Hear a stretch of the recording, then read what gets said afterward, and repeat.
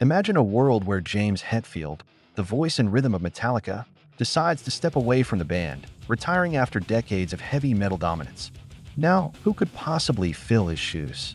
Enter Dave Mustaine, Metallica's original lead guitarist, now the frontman of Megadeth. James Hetfield has been the heart and soul of Metallica for over 40 years. Let's say, in this alternate timeline, Hetfield decides it's time to hang up his guitar. Whether for health reasons, personal choice, or just wanting to live out his days fishing in the mountains, James walks away. That leaves Metallica in an impossible position. Of course, bringing Mustaine back wouldn't be without its challenges. His songwriting style has always leaned towards intricate riffs and technical speed. Just listen to Rust in Peace or Peace Cells, while Metallica has evolved into a more groove-heavy, stadium-filling sound.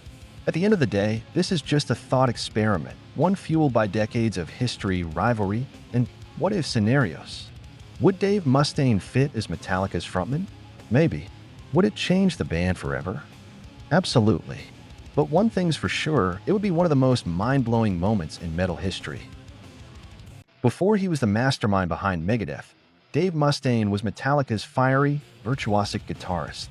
But his tenure with the band was short-lived.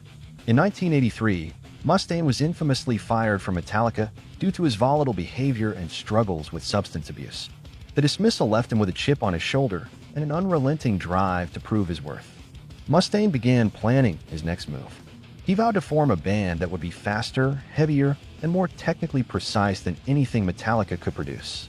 That band would become Megadeth. But the road to success wasn't easy. In the mid-1980s, Dave Mustaine and David Ellefson found themselves living on the edge, both financially and emotionally. Following the release of Megadeth's debut album, Killing Is My Business and Business Is Good, money was tight, and the two musicians were essentially homeless.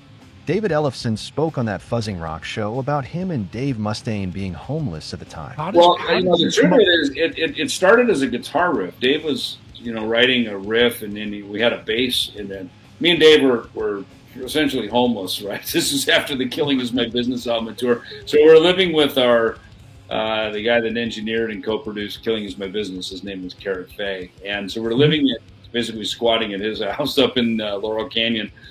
And I had this bass. It was a BC Rich bass. I ripped the frets out of it, and so it was fretless and stained like a natural color. And Dave picked it up, was playing. He goes, "Hey, Junior, come here, play this riff." So we're working this riff out, and we went to rehearsal, and he said, "Here, play that riff." So he started playing it, and Gar jumps in, and then Dave and Chris started playing the riff, the ga ga ga ga, the verse, right, the chunks, right.